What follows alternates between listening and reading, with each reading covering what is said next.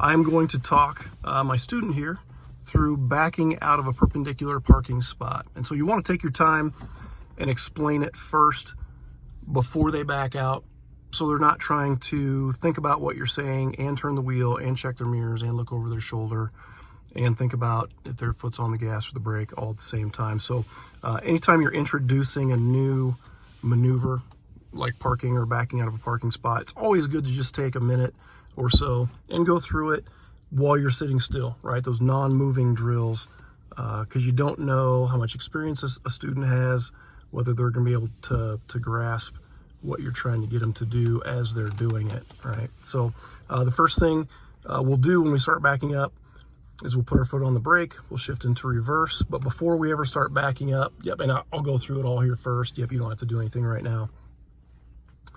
First thing we want to do is check to make sure that it's clear behind our car, right? So if we were coming out of the building and getting into our car, we'd want to make sure we look at the cars behind us before we get into our car to see if anybody else is getting into their car, if a car is running, anything that might tip us off to, hey, there's somebody in the car behind us that's going to back up at about the same time we are. So once we shift into reverse, we want to make 3 over-the-shoulder checks, like our blind spot checks when we make a lane change. We also have mirrors that we can check. There are blind spots in the back of your car. Those are called the C pillars. So the A pillars are here in the front, the B pillars are in between your front and back door, and then the C pillars hold up the back of the roof. And so those C pillars can cause blind spots as you back up. The hardest place to see around your car is behind your car. If you don't have a backup camera especially, it can be very difficult to see if there's something back there. So we want to take our time and make our shoulder checks over our left shoulder, out the either your driver's side front window or back window, and then over your right shoulder, out the back door window, and then you want to look out the far back window. So to help drivers look out the far back window, you want to have them take their right hand off the steering wheel so they can open their shoulder up. Okay, so Crystal, if you want to kind of demonstrate this, if they have both hands on the wheel as they're trying to back up, so if they have 2 hands on the wheel, they can't really turn quite enough to see out the back window. They can see over their left and right shoulder, but they can't see out the back window very much. So once they take their right hand off the steering wheel, now they can turn their right shoulder and kind of open up a little bit more to see out that back window a little bit better. I do not have them put their right hand up on the passenger seat. That kind of used to be a thing they used to teach.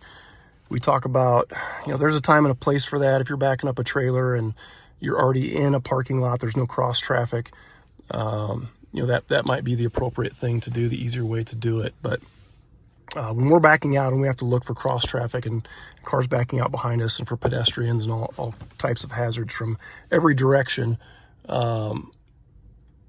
don't have to put our arm up on the passenger seat, because then we can't turn our head to the left and see if anything's coming from the left. So it's just more work to put your arm up, then put it back down, then put it back up.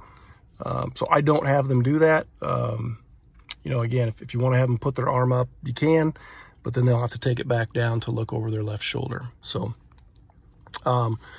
sometimes drivers want to look just in their mirrors or just kind of stare in the backup camera.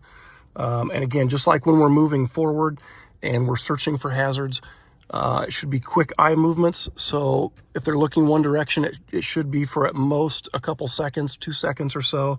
If they're looking for 3, 4, 5 seconds in one direction, that gives time for a vehicle or a pedestrian coming from the other direction time to sneak up on them.